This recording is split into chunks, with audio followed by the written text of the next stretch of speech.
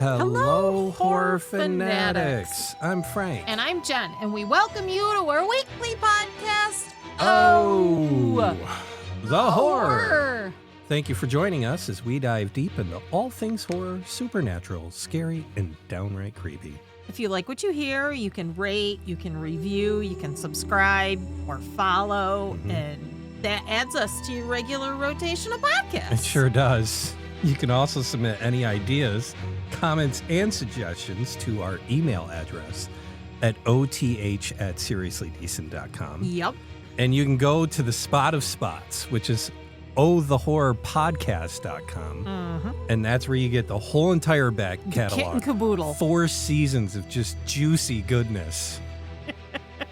Just awesome sauce. Just nuggets. Just hanging out there. 4 seasons of awesome sauce. 4. Yep. And here we are in season 5. Yes. Episode 210. We're just clucking along here. Yeah. You know? Yep. We are. It's hard to believe that it's just April. Like sitting it in my head, just like it doesn't feel Well, right. January felt like a year. February felt like a year and a half. Yeah. March felt like a blink. Mm-hmm. And now, before we know it, it's going to be Easter. Yeah. Yeah. Oh, it's pretty crazy. It is. I was thinking about it this morning when I was heading out and doing my things. And I was just like, it's April 6th. Yeah. Yeah. You know, it's just really hard to wrap my head around. Yes. We're in the 4th month of the year already. Yeah. But it's also making me take pause to think like, okay, you have the summer coming up. You know, it's short. Right. Let's make this work, you know. And that's something I've been given a lot of thought with, is just to get my bang out of the buck for summer. Because it's quick, boy. Next thing you know, it's end of August. And you're like, what the hell just happened? Yeah. You know, and all these people that you wanted to see, you didn't. All these things you wanted to do, you didn't, you know.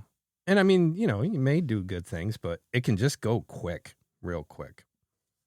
I don't know if that's something that just happens when you get older, or it's just a quick period. It didn't feel this quick years back for me. Summer just felt like a long time of adventure and great stuff. You know, it really did. Summer felt like it was never going to end. It was... Yeah. It was amazing. It was the time of our lives. Yeah. Yeah. Well, and I think now maybe what I didn't do then, because again, given this quite a bit of thought, I didn't wait for anything then. I just did stuff. Yeah. Where I think as you get older, you find yourself getting into this awkward pattern sometimes of just waiting for things. I'll wait for that. I'll wait for this. And it's like, no, let's just do it. That's what I was telling you about the rock hounding that we're looking to get into. Yeah. You know, let's just do it. Weather's getting nice. Let's just go and do it, you know, because if you wait, you're not going to do it till like July or whatever. And you already wasted half the summer with stuff. So yeah, all good things. So here we are, season 5, episode 210. And this kind of kicks off our holy month, as we usually do in April, this time of year, and kind of switch gears, switch pace. And we're bringing in the Cristero War, which did you have? I know we talked a little bit about it last night, but you didn't have much familiarity with this, right? I had zero. Yeah. I had no idea. A lot of people don't. I had no idea this was a thing. You do today. I do. Are you okay after watching the movie? So for those who are familiar with this, we watched For the Greater Glory. It's on Amazon. If you're a Prime subscriber, you can get that for free on Amazon. And it's a really good movie. It's 2 hours and basically 2 hours and 30 minutes. Yeah. And it's worth watching the credits, because the credits show you the pictures of the actual people that the characters represented. I know reading this and having a prior knowledge of this, that movie was pretty accurate on what was going on, to put the severity of it. But yeah, it was a rough ride, huh? It was. I didn't expect to have the reaction that I had because I cried through the whole thing. Yeah. From the beginning, there was a section in the middle where I was like, all right. And then, nope, no, I'm not. And the end really, I don't know. It was all just so sad and senseless because it didn't have to be like that. Yeah, there wasn't really an overwhelming resolution. No. It was kind of just like, okay, we're going to stop doing this now. Yeah. I hate to tease the ending, but that's really how it ended. But you know what? That's how most wars end. Yeah. Is when everybody's sick of the fighting. And there was a reason I wanted to do this for an episode. I wanted to do it for a while, but we kicked the can each year. We did Holy Month with April because there was just other stuff to talk about. But I thought it was very timely with this because there's the whole Ukraine conflict. There's the whole Gaza conflict. There's this uneasiness in the States that's developing, very low boil, like just, simmer. Yeah, it's a simmer, but you feel it, and that's all it takes is one kind of snap thing and things could go crazy. And I know there's people sitting there thinking, well, things are crazy already, Frank. No, they're not, because we're going to give you an example of how crazy I had one source, and that was frontierpartisans.com. Okay. Prior to the movie, but okay. So yeah, the movie is a recommended watch. It's for the greater glory. It's really done well, and there's actually some good people in it. There's good actors. Yeah, I was. There was Anthony Garcia. He was in it. I always forget that dude's name. That was from Deadwood. That was what's his face there. See, I'm going to screw this all up now because it's all going to be a bunch of what's his faces and who's his faces. But yeah, Oscar Isaac is in it. But there's known people in it. Peter O'Toole is in it. Yeah, he's the priest in the beginning. And, there are some really good books on this. My kind of foray into this actually was a book. And it was called Popular Piety and Political Identity in Mexico's Cristero Rebellion. Very exciting title there. It's draws sexy. You in. Yeah. And basically, there was another one that I read, which was called Viva Cristo Rey. Cristo Rey. And that was the Cristero Rebellion and the church-state conflict in Mexico. Two good books on the topic, without a doubt. And basically, what this was a war that occurred in Mexico from 1926 to 1929 as far as the fighting went. This remains one of the more kind of pivotal and complex episodes of Mexican history. Do you know they don't even actually include it in Mexican history? Like they don't really want to talk about it. No. And I don't blame them because it's not pretty. Which is why we have it on a horror podcast episode. Yes. And to me, it is horrific because it's real. There's a lot of stuff we'll talk about, legend and lore and all this, but all this stuff that we're going to talk about today really happened. Yes.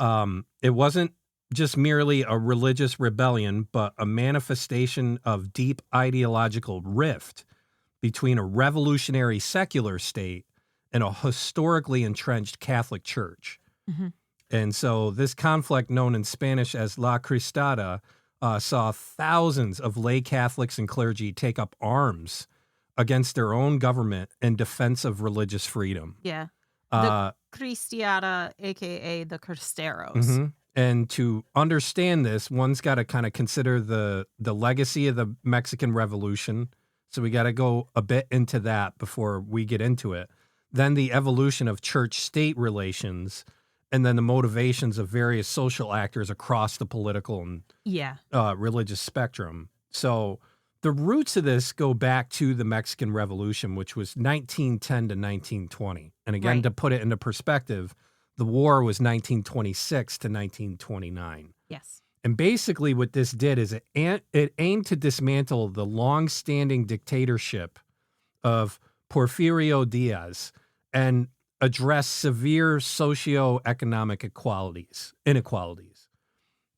And then following a decade of political upheaval, the 1917 Constitution introduced significant reforms. And this was definitely in like land distribution, labor rights, and the relationship between church and state. In effect, what was happening from a 10,000-foot view is here you have a country that at that time was, believe it or not, 90% Catholic, Roman Catholic. Yeah. And so you had all these churches, and the problem is the country started pivoting over to communism. Yeah. And the reason for that was the land distribution, all of that type of stuff. The state was grabbing everything and distributing it out, which is a concept that people think works. But unfortunately, there is a just ton of history that says that it just never works. Yeah.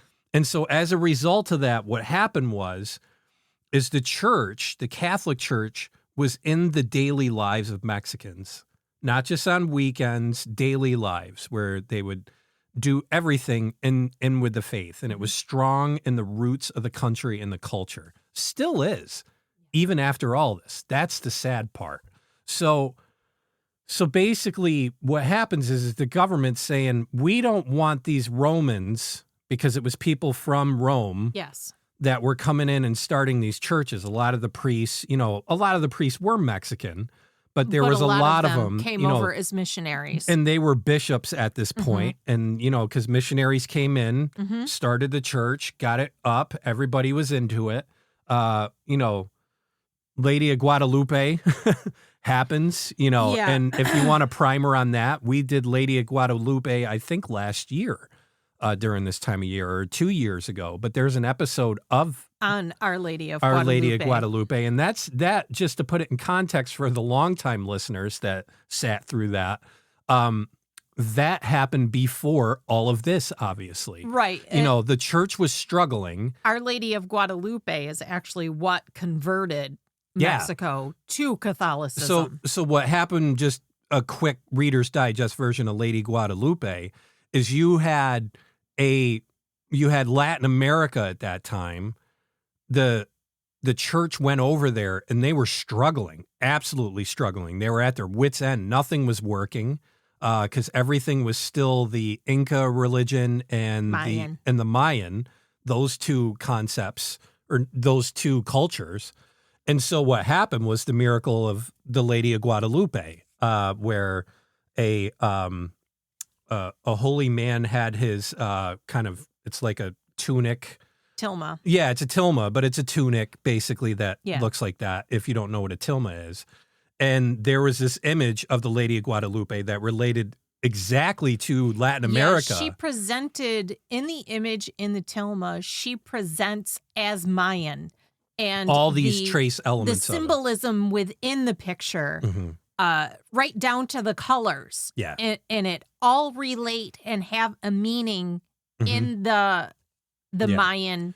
And this was as a result of him carrying flowers in this impression shows up. And it's not like a vague impression. It's deliberate. Like I recommend listening to the episode and definitely Googling Lady Guadalupe, and you'll see pictures. You'll see the image of the tilma. So this ramps up this massive conversion of millions and millions and millions of people that move over to the Catholic faith, and then that starts proceeding through time, and then you have this Mexican Revolution, and now you have the state switching this heavy gear of going to basically communism. And now they're saying, we don't want the Romans telling you what to do. We want Mexico to be Mexico. Yeah, they saw the church as another country, as you will, and they didn't want another country to influence or impact Mexico. Yeah. So they wanted essentially the church out. Yeah. Well, and this is what happens with communist governments going into a country, any kind of religion doesn't work. Right. Because the state needs to be, quote unquote, in control. They need to be the God. Of everything. They won't say they're the God. Long time ago they would. I'm talking back in biblical era. Yes. But they just need to be in control. And they can't have anybody thinking of another thing. And that's what religion does. Yes. You know, I may live in America. Outside yourself. Yes. Well, I may live in the United States of America and I might have a president. Well, I always have a president. But the thing is my God's above all that. Jesus and God to me is above all that. That's my king. That's who I answer to. These people just run the country. And I can agree and disagree with that. Right. But you get in a context like this where the government wants to take control of everything. Yeah. And kick all religion out. So now you can't have your worship. You can't have this stuff. It's just government's going too far. And so basically the Roman Catholic faith becomes a threat. And what happens is there's some succession of leaders. And at this point you get, the president, Plutarco Elias Calles, 1924 to 1928. And what they do is they come out with what's called Article 130 of the Constitution. It was very contentious. And basically what it did is it stripped the church of legal personality. It prohibited religious orders. It denied the clergy the right to vote. It forbade public worship outside of churches. And it banned religious education in schools. It did. And they wouldn't allow priests to wear their religious vestments. You couldn't wear outside of cassocks the or church. anything like that. Yep. You know, the collar, so to speak, that everybody... Nothing that identified religion. Yeah. And so, you know, after this revolution, the successive governments sought to consolidate state power and basically diminish the church's influence. The president's anti-clerical policies remained relatively dormant until Calles came in and took a markedly harsher stance, and then initiating a campaign of active enforcement against the church. And basically what they were calling it is the Calles Law. Yeah. And that required priests to register with the government and barred foreign clergy, period. So what happened was, as this started, there started being some resistance and things. And originally, this is before you even had the Cristeros. You know, this hasn't formed up yet. And then what you have at this point is people getting together of the Catholic faith. And what they thought, and it was a good idea, they were like, well, if the government wants to own everything and they want to take control of everything, we're just going to buy as little as we can. Yeah, they did an economic boycott where they were buying only necessities. Yeah. Because initially they were getting signatures, and they were like, if we petition and we have millions of signatures, surely that will sway them. Correct. And they got the signatures, and that didn't work. And so they're like, one of the guys who signed was like, you know, with all due respect, this isn't going to do You're anything. Breathing hot air. Yeah. Well, and he's again, like, if you want to impact change, then you need to hit them where it hurts, which is the pocketbook. And that's where the boycott idea came from. And again, the list of names was a good idea, because I got to preface this over and over again. 90% of the country was Catholic. Right. You know, I mean, this is, you know, and people got to understand, you know, where there's people, there's power. No. You know, when a government makes its decision to do something, it has the capacity to do it. It has a military. It has an army. And again, like, people in the States talking crazy rhetoric now, this is what crazy governments do. Right. Like, you're going to hear this, and none of this is happening in the States. You know, I mean, this is, but with that being said, you know, they really think, there's, you know, we're 90% of the country. I'm just going to go around and get some signatures and some lists, and we're going to show this impact. No. And the president just doesn't care. No. You know, so now step 2 comes into play, and they say, okay, we're going to hit them in the purse strings. And so now what they looked, and this is a very Catholic thing, they do a Lent exercise on buying things. And for those of you that are not familiar with the Catholic faith or Christianity to this degree, we're in this period of Lent now.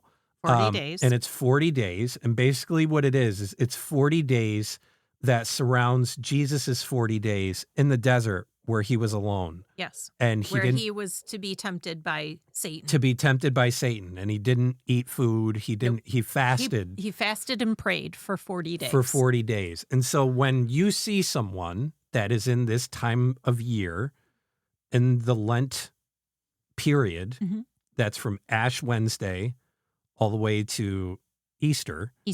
You know. Yeah.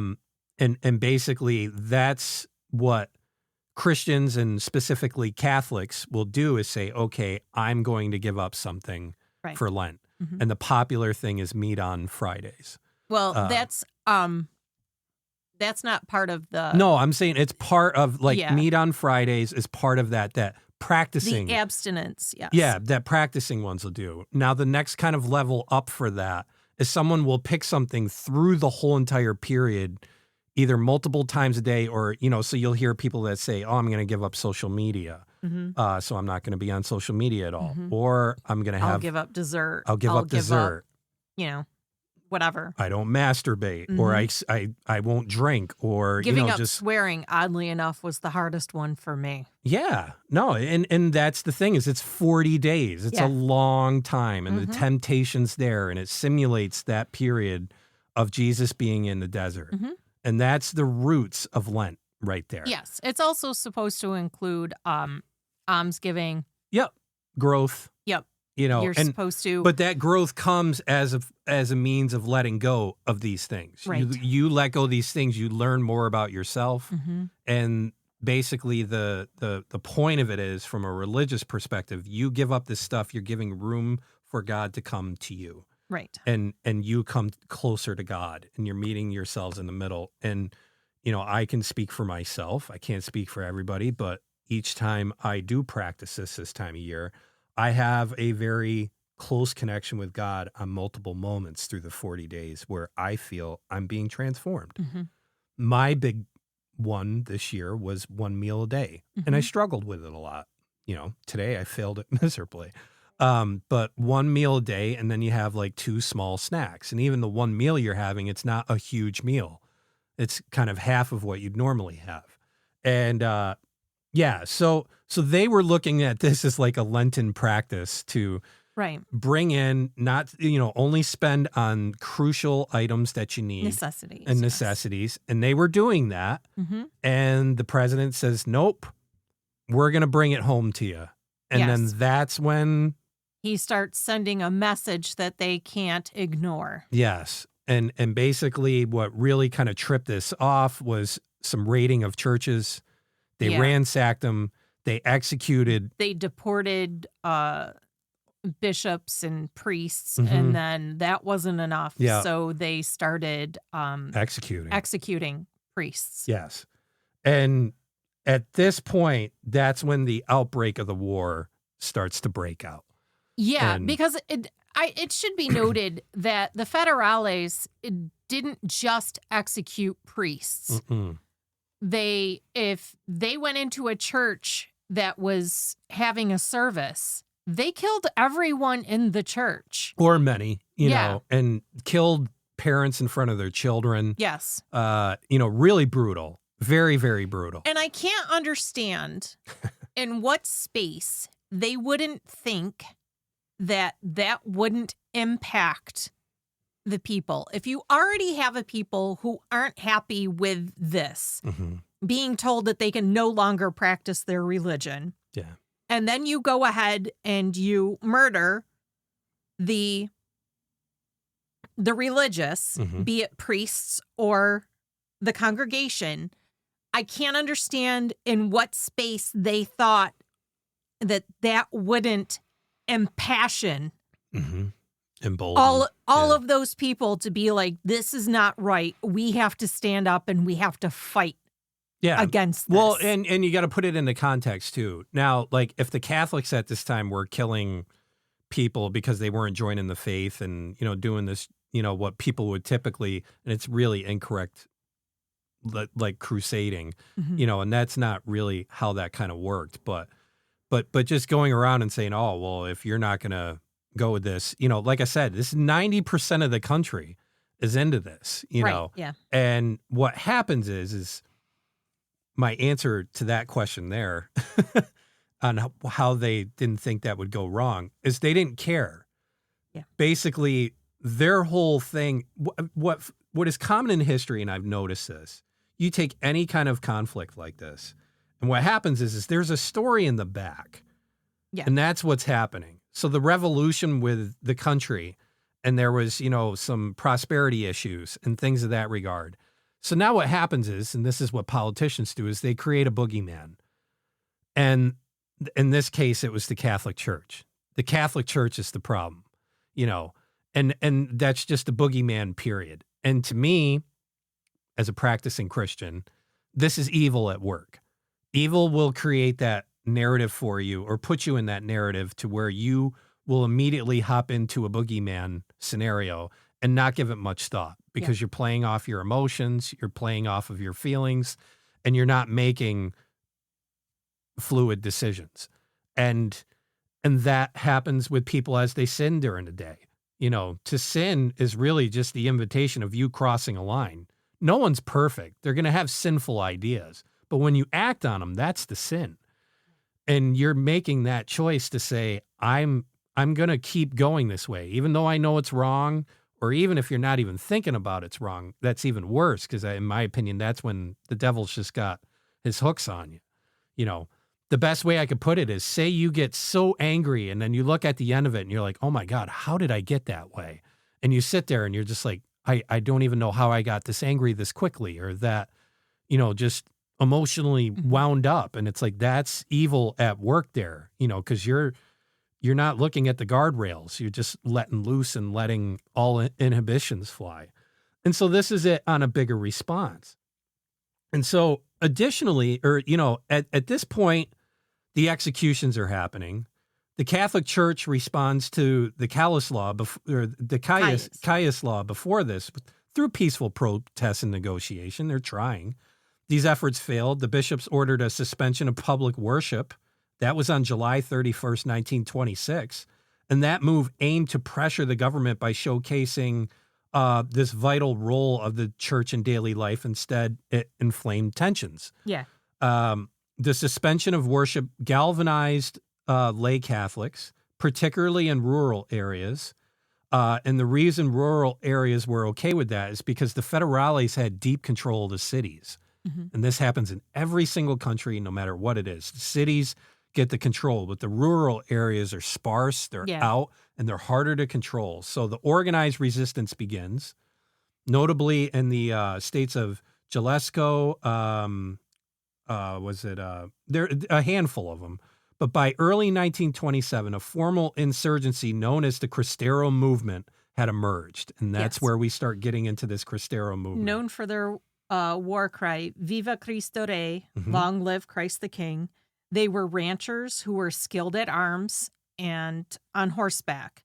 They were natural guerrilla fighters, and they were a nightmare to the federales.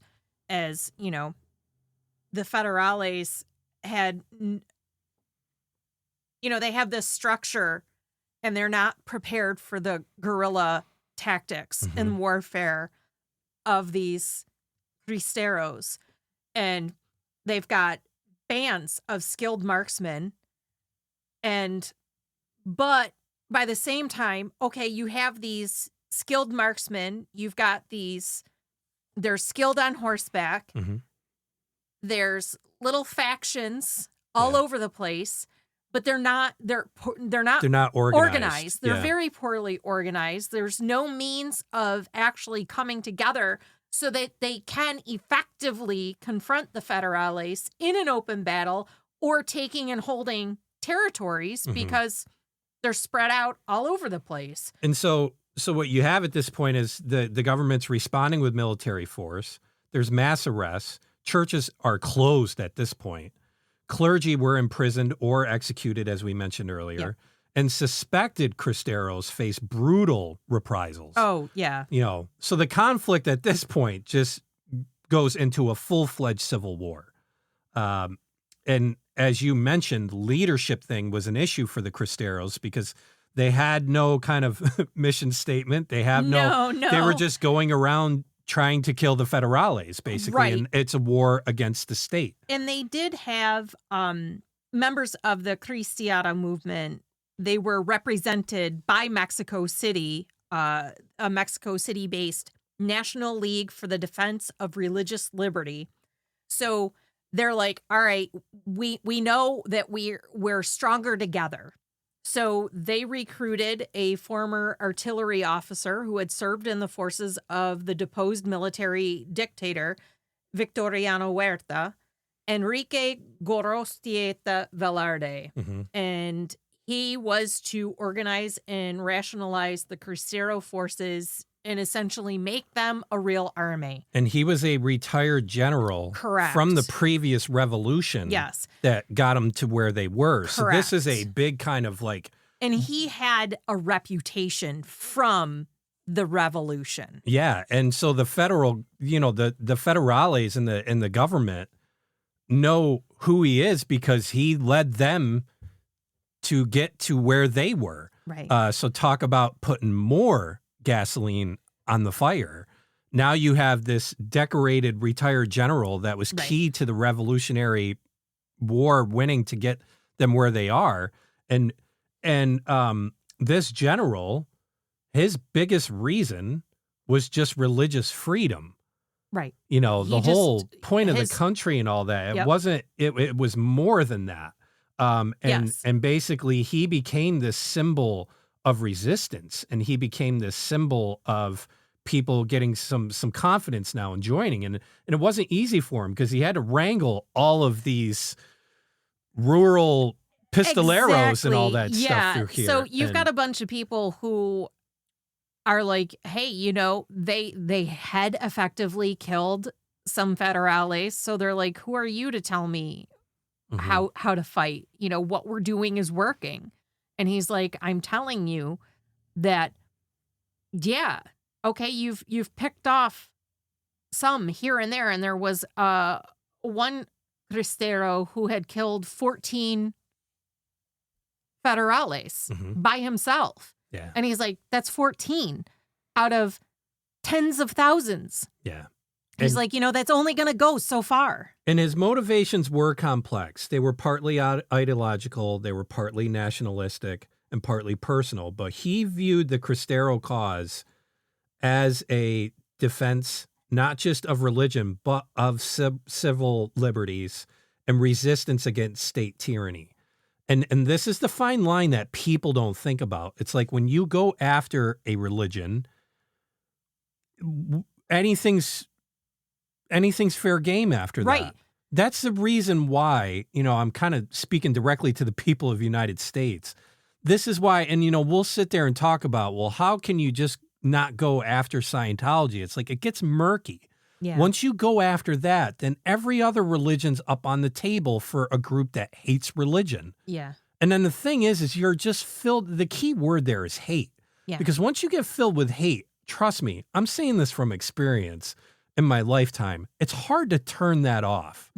And there's an energy with it. And there's that's the devil feeding you and filling you up full of lies and filling you up with deceit. And the thing is if you're running off of hate, it's a tough situation because now anything you hate, you go after. And that's never worked. It's never worked anywhere. I always say, if you've got to kill somebody to get your point across, your point sucks. Yeah, you got a shitty point. If you got to physically hurt somebody or destroy their property to get your point across, your point is terrible. Yeah. It's not going to work. No. There's a history upon history of people that have tried that, and they've all failed. Every single one of them. If you have a good and valid point, it should stand in and of itself. Yeah. You shouldn't have to, as you say, destroy or kill or hurt harm or maim or anything. Yeah. You shouldn't have to do that to get your point across. You shouldn't have to insult people. Correct. And I'm guilty of it. I do it. That's my, we all sin in this regard, but what this general did is he introduced uniforms, discipline, strategic planning, and he even kind of this like rudimentary diplomacy amongst all the bands of groups.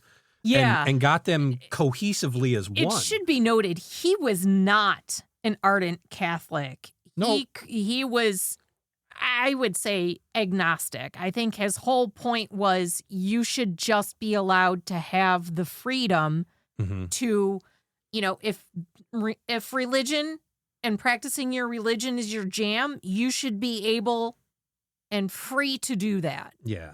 And that was the only reason why he was fighting. But he did have a faithful wife and family. And he knew that with the end of this, you know, if he could get Calles to either be overthrown or stand down, then his family, his daughters especially, could continue on with their faith and their faithful journey. And that's how these civil wars break out. You could research any number of them. And what happens is you get people that are put in this position where they're like, I can't practice the cornerstone of who I am or my life or whatnot. Yes. And so then what they do is they plead and they do petitions. You know, that doesn't work. Then they do, you know, a monetary hit of some kind.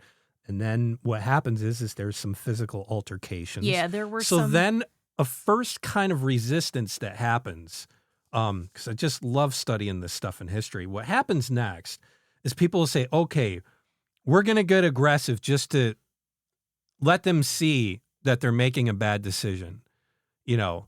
And essentially that we're not just going to lay down. That we're not going to lay down, but we're going to hit you back. And what they're hoping, and it just never really kind of works, you know, you hit them, and now the problem is, oh, well, we're going to hit you back. Now we're going to hit you back. And this is where you hear these warring families, you know, that have been like fighting Hatfields and the McCoys that, you know, you got people today that just don't even know what the hell the first freaking blow was about. Exactly. You know, it's just a fight. Do we even know why we hate each other? This is gangs, Bloods and Crips and all this other stuff. They don't know why they're fighting. It's just they're the enemy. Period. Exactly. Because somebody told me so. Yeah. You know, and there's a lot of people, I hate to say it, that are just droids like that.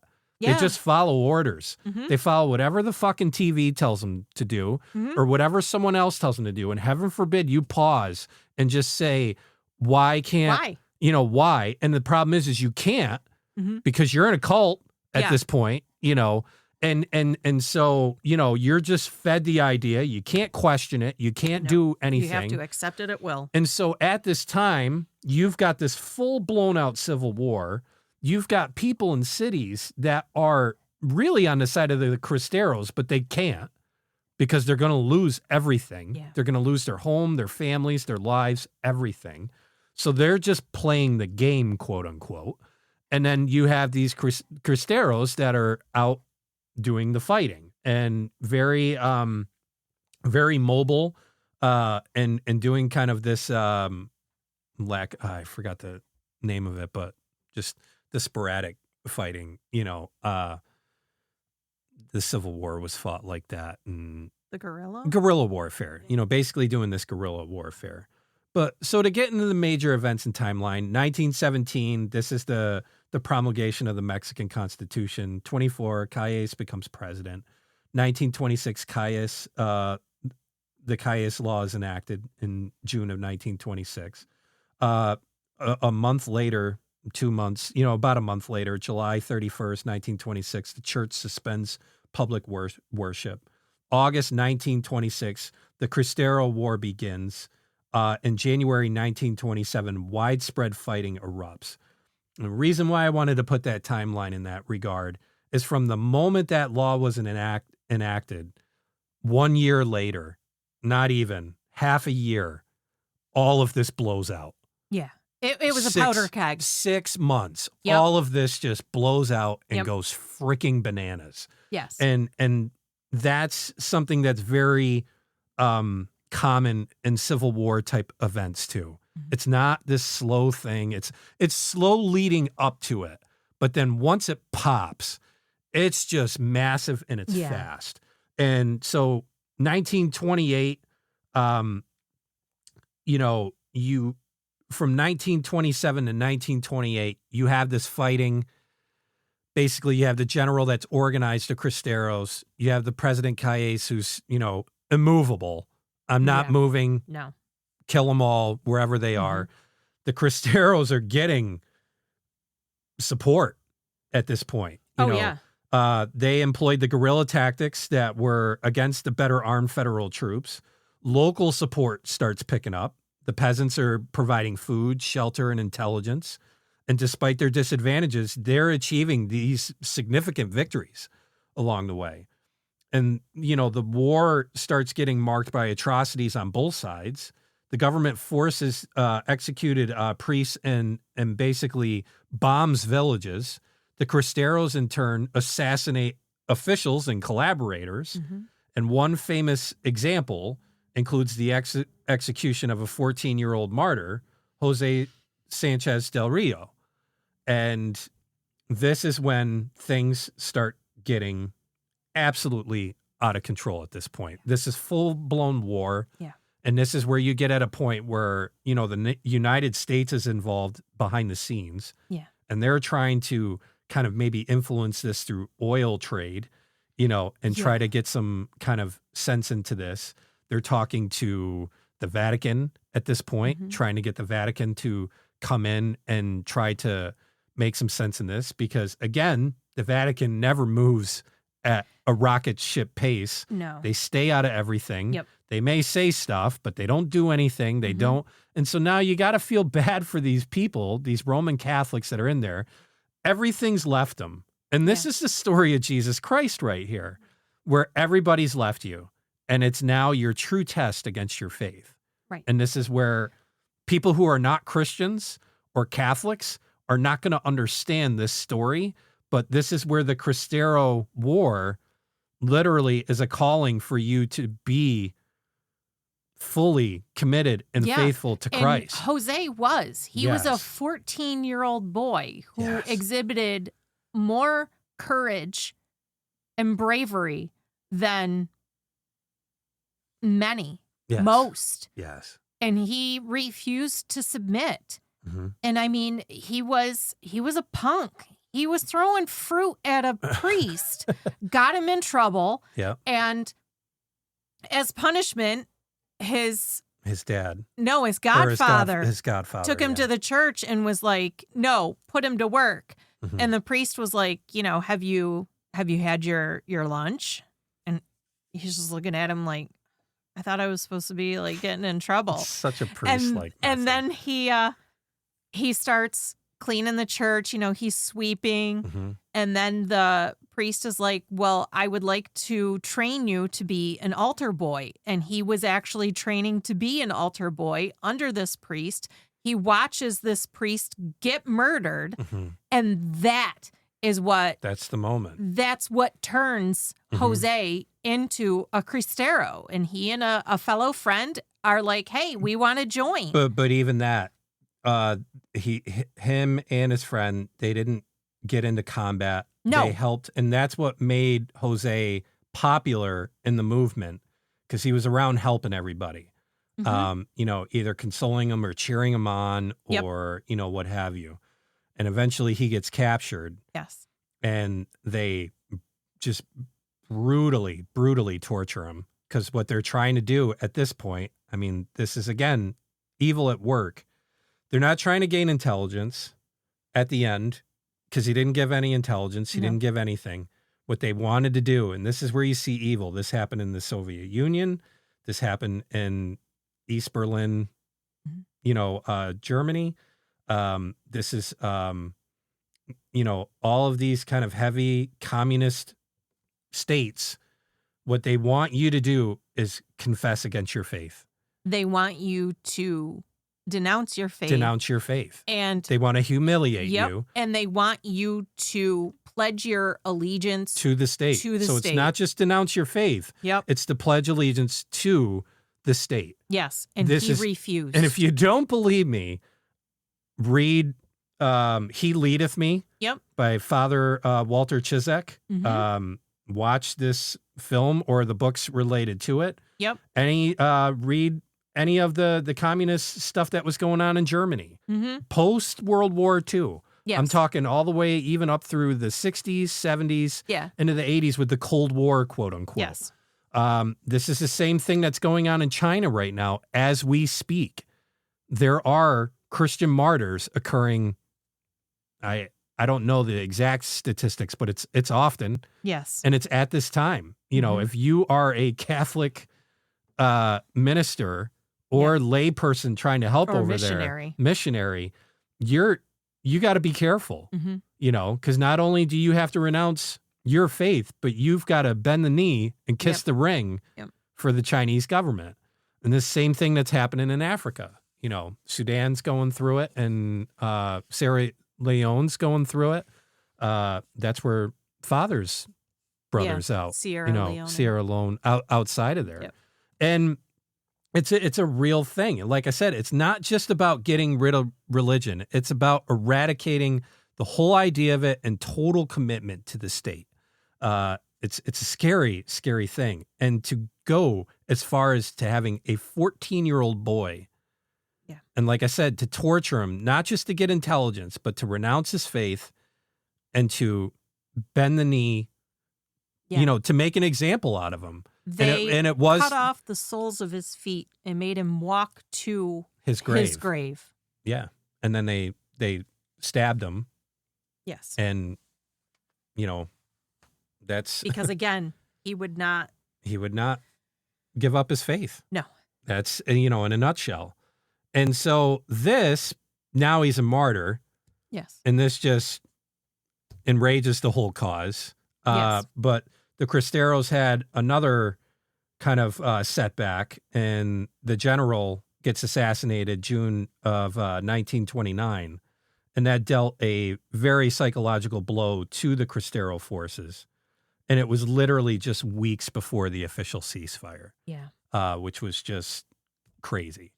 So they paint Gorostieta, he's been portrayed as a cynical mercenary who led the Cristero uprising out of ego and ambition, like hoping to parlay that military triumph into some sort of political power, as other generals had in recent decades. But that doesn't seem to be entirely accurate. Seems to be incomplete. Gorostieta also apparently ardently believed in religious freedom, even though he didn't buy into the deep faith of his followers. Despite having served in the military of a tyrant, he had a classical liberal outlook, promoting the separation of church and state, but rejecting the subordination of the church to the state. Many Catholics insist that he experienced a genuine spiritual awakening during the Cristero War, though there's because of his death, there's really no way to discern whether that is fact or folklore. He was a successful leader.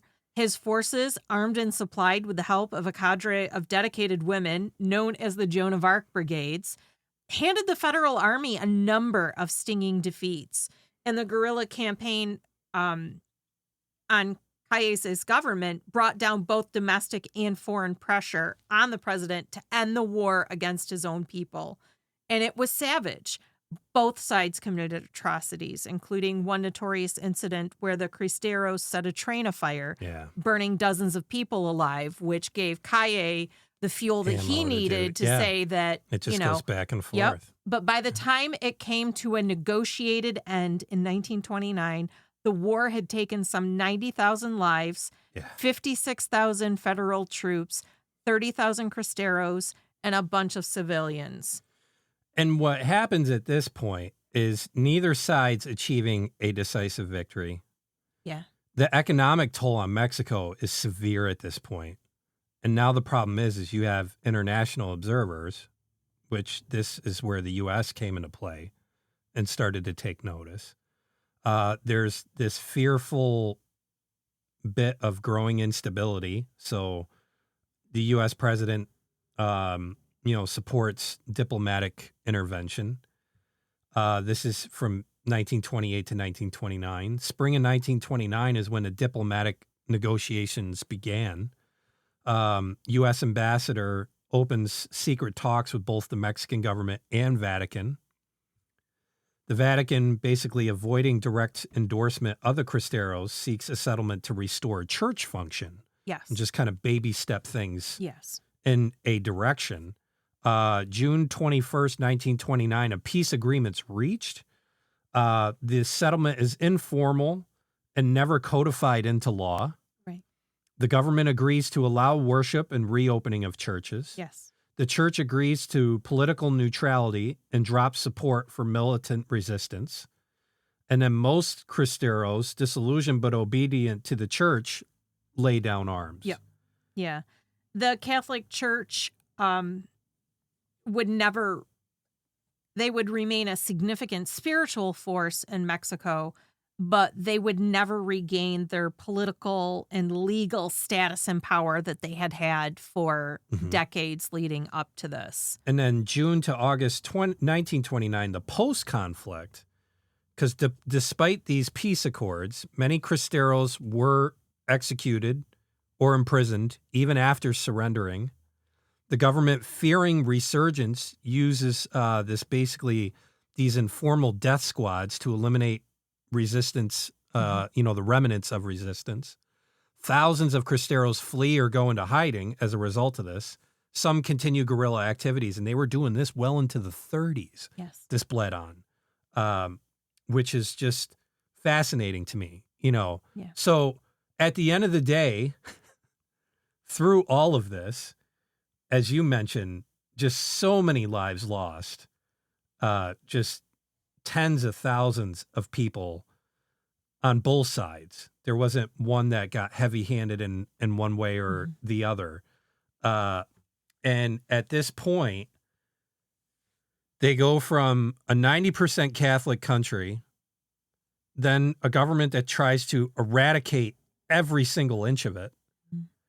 And then shortly after that, they're back to a very prominent Catholic country.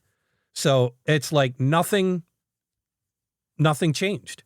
All of it was for nothing. I'm saying from the government end. Yeah. It was a just total waste of life, a total waste of time. Even now, and they're saying there's a decline of Catholicism in Mexico. Yep. And that's for a number of factors, way beyond the scope of what we're talking about here. But even now, it's 70%, like 65 to 70% of the country is Catholic. And that's 100 years later.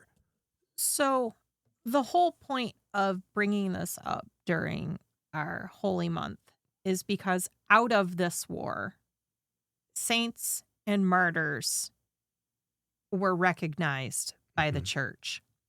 On May 21st of 2000, Pope John Paul II canonized a group of 25 saints and martyrs who died in the Cristero War.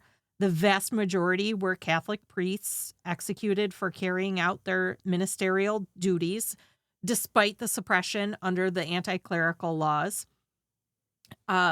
Priests who took up arms, however, were excluded from the process.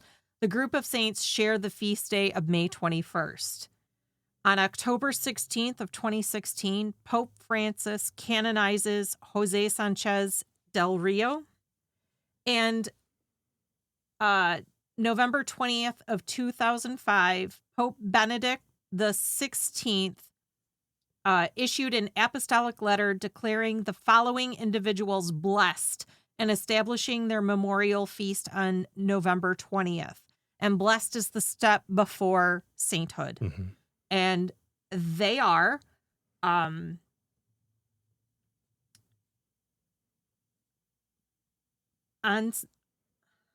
Anacleto Gonzalez Flores, Jose Dionisio Luis Padilla Gomez, Jorge Ramon Vargas Gonzalez, Ramon Vicente Vargas Gonzalez, Jose Luciana Ezequiel Huerta Gutierrez, Salvador Huerta Gutierrez, Miguel Gomez Loza, Luis Magaña Servín, Jose Trinidad Rangel Montano, Andrea Sola y Molist, CFM, Leonardo Perez Larios, Dario Acosta Zurita.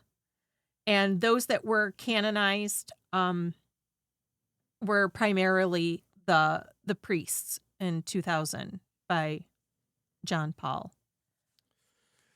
It's crazy when you start looking into because I started reading about martyrs and just like the history of martyrs, and what actually spawned me from it was a stat that Father Mike Schmitz in one of his small like little daily minute homilies was talking about, and I wanted to kind of like fact check it to see if it was real, and it's real.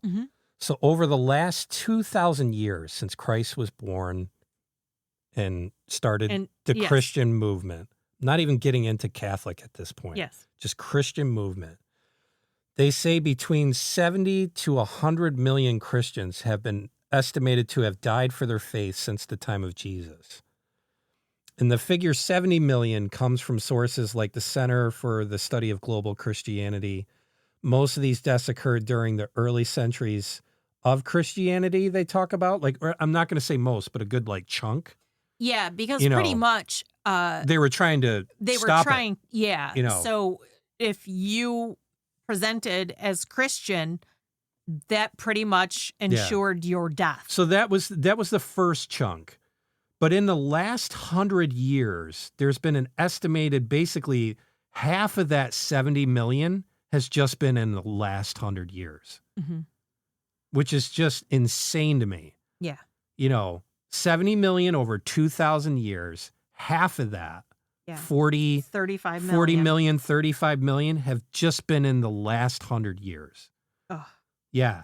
A large portion of them were killed in communist regimes, which was Stalin's USSR, Mao's China, and then during ethnic or religious conflicts in regions like the Middle East, Africa, and Southeast Asia. And there's some Christian groups that claim that more Christians were martyred in the 20th century than all previous centuries combined. I mean, Hitler didn't only kill the Jews. No. He killed anyone who was a threat to him. And the religious faithful were indeed a threat to him. Yeah. So, yeah. I mean, that's... we got saints out of that. Well, we got Maximilian Kolbe, a Catholic priest who laid down his life for a fellow Auschwitz prisoner. Well, and that's why I joke with people where people are like, boy, I hope to be a saint. And I'm like, I don't know if you want to, because careful what you wish for. Most of them are martyrs, That's the instant ticket to sainthood. Exactly. Is, being killed for the faith, or being murdered for the faith. And it's a crazy stat to think that there were more in the last 100 years just in the 20th century than all of the other ones combined. And because a lot of people who don't understand the faith think that all the Crusades were when all the murders happened. And it's just been sunshine and frickin' rainbows then. And it's like, no. The Colosseum. The Colosseum killed many lot of them. More than the Crusades did. Yeah.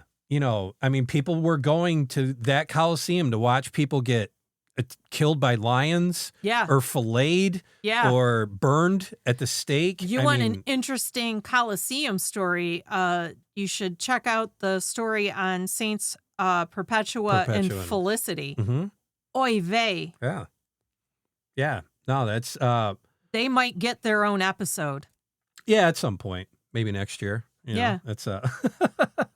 But, no, it just... There's... I guess my issue with it, and it's like most Christians, there's so many developed opinions by people, and they really, I hate to say it, just are not informed at all on the faith, the purpose of the faith, and then also just the numbers. Yeah. There's a lot of people, and I was misdirected by it at one time, because it is. You got so many people saying it, all the Christians, they killed everybody, and it's like, no, not really. Who gets me is how many people Mao killed, and everybody's just overlooking that. Yeah. It's between 40 million to 80 million people that Mao killed. How many did Stalin kill? I don't know. I'll look it up right now. Yeah. Speaking of Stalin, Christina P., the comedian. Who's that? Christina Pazsitzky, Tom Segura's wife. Oh, okay. Her parents were Hungarian, and they fled communist Hungary, and they emigrated to Canada. And from Canada, she made her way to the United States. But she talks about how her father, she's like, have you ever had a phone call with your parent and you're just like, just like, I want to die. Just shoot me now. I don't want to talk to this person. And she's like, and then she's like, with my father, he starts drinking and then it gets interesting. And she goes, and I believe all fathers have one historical fact, and they bring out that fact. And her father's historical fact was that everybody wants to give Hitler all of this ire for killing the most people. And he's like, he didn't kill the most people. No. Stalin did. No. Actually, Stalin, no, it wasn't Stalin, but I get what you're saying. Yeah. Well, that's her father's fact. Yeah. It's his historical fact. Yeah. So basically, this is what gets me about people that are like, first, there's no such thing as just like true socialism, you know, and I can bring this hot loaded topic up and end it in minutes because I do it all the time. Yeah. If you want to do socialism and someone disagrees, what do you do about that? You make them fall in. Now you just got into communism. Right. It happens that quick. That's not socialism That's anymore. literally, you just left socialism. And I've had this talk with tons of people that think socialism is the answer to absolutely everything. No. And it's just not, because what ends every time it's been tried to be implemented, it's failed. Well, no, because, like, say I don't want to put all my money towards, and I'm just bringing it up as a concept. It doesn't matter. I don't want to get into the believies. But if a socialist was to say, oh, you got to put all this money in for land distribution. No, I don't want to. Well, you're going to die. Okay, that's communism. You're using the military now because I disagree with you. Yes. And that, boom, right into communism. And then from there, you get either communism where it's still the distribution of wealth and all this stuff, but it's through an iron fist. Right. But then when you have a dictatorship's even more, because now you have someone in charge and you can't get rid of them. Yeah, you can't do any of that at stuff. Fascism. And now you're getting into the fascism dictatorship. And I'm sorry, somebody who's just been in the country for 4 years is not a dictator. Talk to me when they're in there for 10, 12, 15, 20 years. That's a dictator. Yes. So Hitler was basically from 1933 to 1945. Yep. This is all part of the algorithm here, the math. So that's 12 years. And in 12 years, basically, they say the numbers are somewhere around 17 million to 20 million people. Right. Okay. So that's obviously that system didn't work. Stalin, 1924 to 1953. So just 29 years, just under 30 years, he was under reign in Soviet Union. 15 million to 20 million. Some estimates go as high as 25 million. But the real big thing with Stalin was what they called the Great Purge or the Terror. And that was 1936 to 1938. That was 2 years. And it was about 1 million people that died and got killed. Mao... Yeah. And again, I don't understand why people don't talk about Mao more. Mao was, whatever I said it was earlier, 40 to 80 million people. Yeah. And he was 1949 to 1976. Yep. So now you're looking at, with him, 30 years, 35 years, almost 40 years of reign. And, basically from 1949 to 1953, there was about 1 to 2 million people. And what they did is they targeted landlords, former nationalists, and others that were seen as class enemies. Then they had what was called the Great Leap Forward. That was 1958 to 1962. Again, you're looking at 4 years, not long. 30 million to 45 million is the mostly accepted range. And that was largely due to famine caused by disastrous agricultural policies, forced collectivization, and government denial of the crisis. Right. Just the denial of the government saying, oh, no, nothing's happening. Everything's fine. It's great. So then there's the Cultural Revolution, which is 1966 to 76. That's 10 years. there was 1.5 million to 3 million, and that included public executions, purges, persecution of intellectuals, and just widespread chaos at this point. At that point, just stuff was crazy. And then outside of all that, you had the forced labor camps, and that number is unknown. But estimates say millions died over decades. And that was usually political prisoners, religious minorities, and just others labeled as enemies of the state. Yes. You know, and this is what gets me, is someone who tries to sell socialism and communism. And it's like all of this massive failure in the background. Millions and millions and millions of people that were starved to death, political prisoners died. You know, you can't argue against the state. You can't argue against any of that stuff. And I look at the Cristero War with Mexico as dodging a bullet to something that could have been much bigger. That could have went longer. It could have been just a disastrous thing. And Mexico just doesn't want to talk about it. No. And I don't blame them. No. I mean, why would you just keep resurrecting that point in time? You know, because this is the thing with Civil War and wars. The reason why is because those who refuse the past are condemned to repeat it.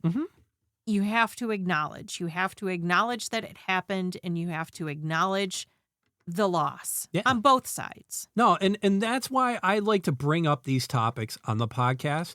I don't want it to be a major theme of the podcast because, no, we talk about cryptids and we talk about legends and all that cults, stuff. But cults and things like that. But what I'm finding is a lot of people that I like talk to at parties and all this stuff, they don't know any of this stuff. No. They don't know. And to me, that's the education system absolutely failing people. Right. You know, because you just weren't even taught or known of any of this stuff. And now you have schools that are actually embracing this ideology of socialism and communism, which to me is even nuts, you know, because it's like, worse. You know, now you're just acting. Now you've learned absolutely nothing. And I'm sorry if your answer is, well, it just hasn't been done right. It's like, no, you're right. It hasn't been done right. Because it can't.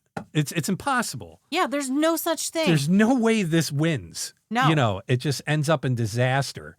And so I definitely recommend the movie without a doubt. No.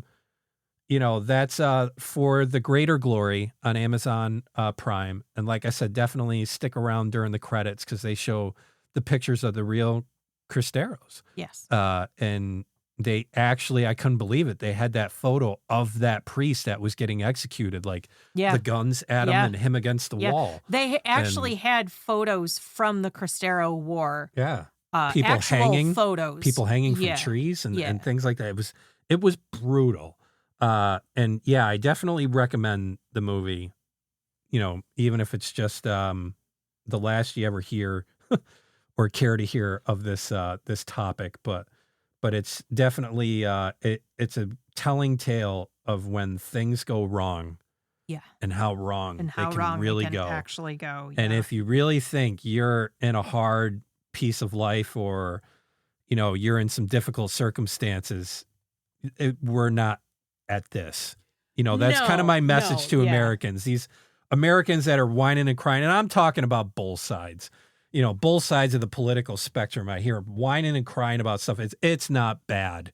It's not as bad as you think it is. It's not as bad as you say it is. Because when you're in this crap, you know, you're going to be the ones that are long dead because you don't know how to take care of yourselves because you think every little thing's a big major moment. Yeah. You know, and then the rest of us that actually have some smarts and know-how and savviness got to deal with this crap. The aftermath. So, that's the Cristero War, the opening of this. And what we didn't talk about, but we're going to talk a lot more about next week, was another group that was a big, I'm not going to say a big part of this, but they got their origins from here. They played a part in this, and that's the Knights of Columbus. Yeah, definitely. So we're going to talk about them. We are. The history and where they started. Where they progressed and where they are today. And for my Gen Xers, the real story. True story. Yeah. So with that being said, rule number 1. No Ouija boards. Number 2. No dolls. 3. No capes. No. Number 4. No blood rituals. It's not really a good strategy. Doesn't go well. No. Never does. Number 5. No cults, satanic or otherwise. True. Very true. Yeah. Number 6. No apathy. You need to act to help enact a positive change in this world, even if it's just being polite, saying please and thank you. Mm-hmm. Excuse me. Pardon me. And just to help people. Yeah. You know? Yep. It's not going to kill you. Turns out. No, it's not. You actually might get a smile out of it. Yeah. Next rule. Don't engage with black entities. No. None of them. What about after that? Just listen. Just listen. Yeah, we just listened for a long time. Well, yeah. And? Then we decided no pedophiles. Yes, I still stand there. I'm a hard stance on that. You know, we could almost invert this list so that 10 is actually 1. Yeah. Yeah. You know, in importance, if you will. Well, I say we end with a bang. What is number 10? If you have something to do, do it. Do it. Yeah. You're listening to this on Monday. Yeah. You know, and if you're in the morning, man, if you got something to do, just do it. You got to make a pot of coffee? Do it. Get this week off. Have you filed your taxes? Do it. Yeah, you're running out of time with that. Yeah. Yeah. Time is tick-tock, tick-tock. You know, if you're, did you call that girl you're into? Did you pay your mortgage? Because if you didn't, you're late. Did you tell that guy you're into? Did you call him? Yeah. Yeah. Don't let that time slip away. No. We thank you so much for your continued support with the podcast. Yes. And we thank you so much for, sticking with us through the years, because this is our last show. I'm just kidding.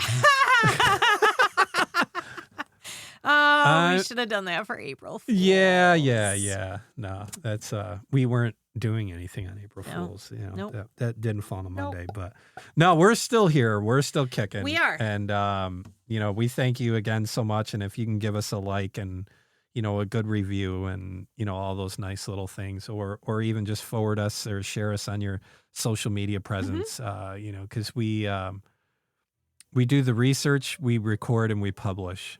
That's about it. Pretty much. Jen does some stuff on Facebook, and we're a minimal thing here. But maybe at some point we might have to think about, does this become a bigger thing? Because there's a lot of people listening. There is. Turns out. I might need to seek an expert to see, do we have a lot of people, or just a lot of people to keep doing what we're doing. So keep on keeping on. Yeah, no, thank you so much, and it's always just an incredible ride, and we we hope to keep delivering good content that you like to listen to. And if you have anything that you'd like us to dive deep on and do the homework for you, email us at oth@seriouslydecent.com. And check out our website at ohthehorrorpodcast.com. And if you're a YouTuber, our YouTube link to our channels there. And you can listen to us on YouTube or your favorite podcast platform. We have a number of them listed on through there. Or you can just hang out at ohthehorrorpodcast.com Sure can. and listen to the entire catalog there. For all of you that are caught up, or you're just keeping along, we'll see you next week with the Knights of Columbus in our holy month. KFC. Yeah. And with that being said, have an amazing day, a lovely week. And make good choices. Take care.